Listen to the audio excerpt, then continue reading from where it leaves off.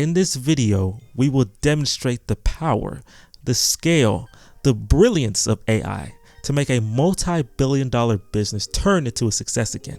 With this tool, we can ask the most profound questions ever and get answers to questions that are so complicated that our tiny minds could never. Hello everyone and welcome to another video. Today is my birthday, so if you would like, say happy birthday in the comments for me. Also, I do have a Cash App up here. If you want to donate, send me a gift for my birthday. It's definitely up there for you, and if you do that, then I definitely will shout you out on the next video that I have. If you don't, it's perfectly fine. Just have it up there. I got this video from my friend Maurice's. I'm gonna put a link into his channel. I'm gonna use ChatGPT to help me rebuild the Houston freaking Rockets. So let's begin. Looking at the Rockets roster, I want to make a observation before I do anything. Let me look at the Houston Rockets roster, man. Let's see what Ime Udoka got cooking up. So the Houston Rockets, they have a couple of people that I am pretty sure I know that we definitely do not care to have, such as DJ Augustine, Willie Cauley-Stein. We have the key people: Jalen Green, Tari Eason, Kevin Porter Jr., Alperen Sengun, Jabari Smith. So the key thing I'm looking at is, what are the Rockets missing?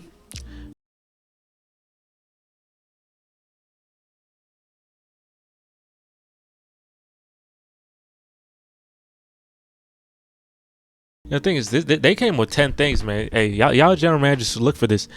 Build a strong foundation. Focus on developing a solid core of talented players to draft, trades, free agency, acquire young prospects with high potential, surround them with experienced veterans who can provide leadership.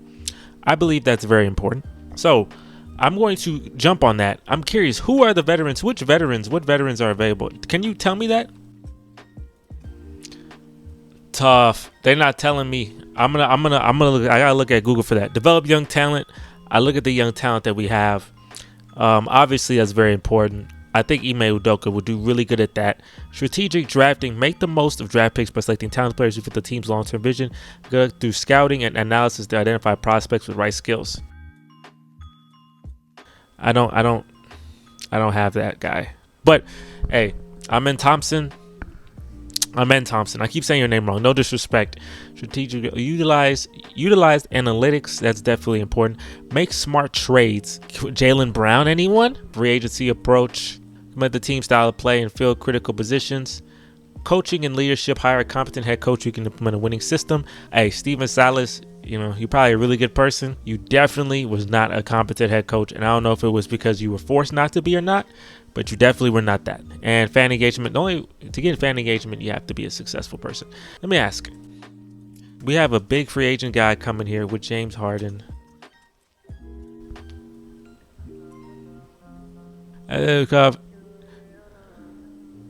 Dang, I gotta update you. He plays for the Sixers now, man.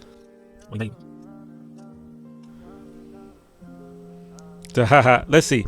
I'm asked this is a better question. Ime Udoka wants to run a motion offense. Let's see if James Harden fits a motion offense.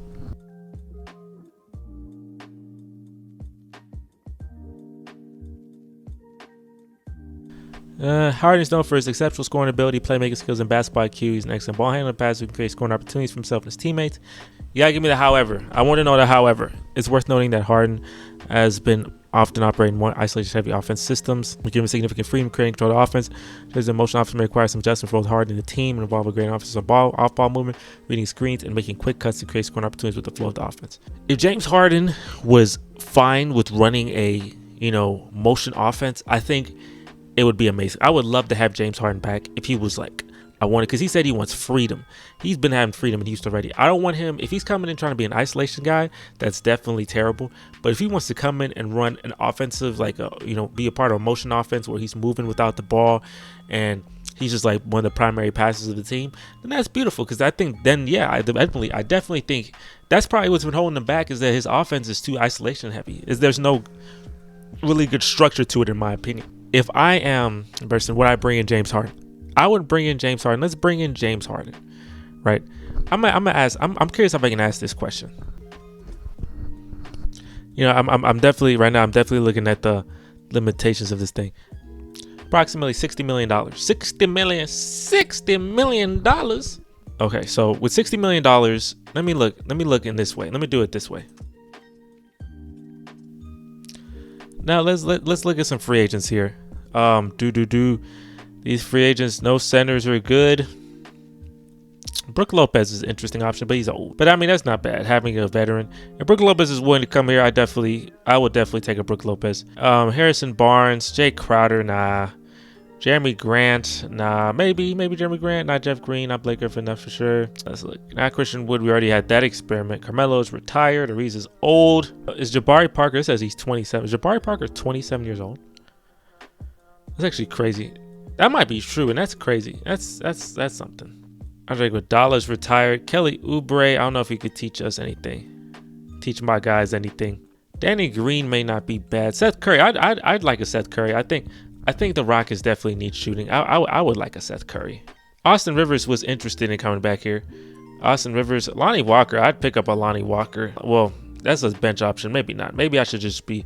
I feel like I need to get more like defensive-minded veterans. Patrick Beverley's freaking old. I know he's 35 years old, but I'll take a Patrick Beverley. So I'm looking at this. I would actually. So looking at all these things, we definitely not getting Rui Hachimura. Now let's see. Draymond Green, no. Porzingis. I think I'm looking at this. Look at James Harden.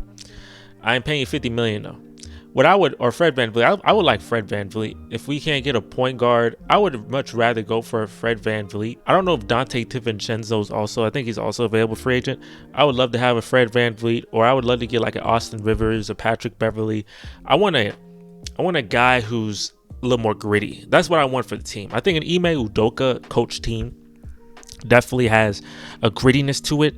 Like, so I don't want to bring in a guy who is, doesn't defend or doesn't do anything. I would like to bring in some, scrappy guys who push people, can irritate people, can defend, can shoot threes. I don't know if Patrick Beverley is willing to come here without James Harden. If you're not, I'll definitely take you.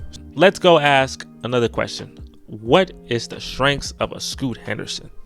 Because there's a couple of draft picks. There's a couple of people that are available. Brandon Miller, Amen Thompson, Scoot Henderson. So I'm going to see, let's compare and contrast which one of those two players fit the Houston Rockets style more. It cuts off in September 2021, so I don't know if they're going to tell me anything valuable, but let's see if they know what their strengths and weaknesses are, and then we can make a judgment from there.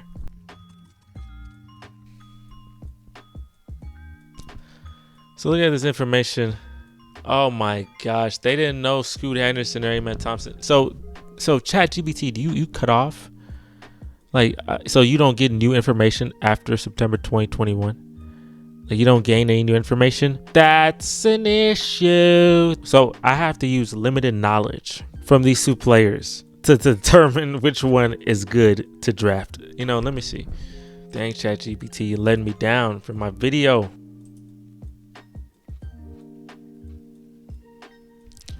I'm at least look at the comparisons. He's a Derrick Rose / Russell Westbrook.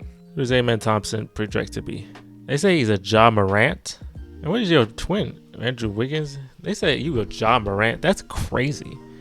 That's an interesting comparison. With this information, now let's see. I gotta look at one more thing. What the heck was this? What the heck was good about Scoot Henderson? What was his thing that was like? I see you now.